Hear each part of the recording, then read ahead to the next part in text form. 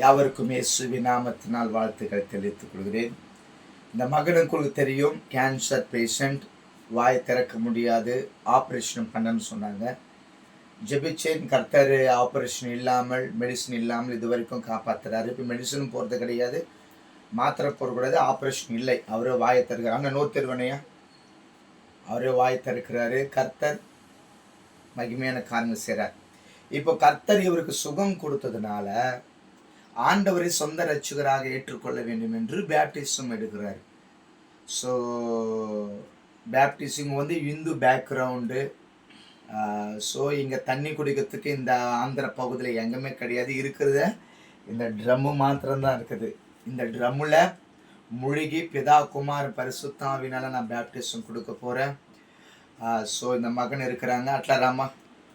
so இது மாத்திரமல்ல, இட்லராமா பக்கத்தில்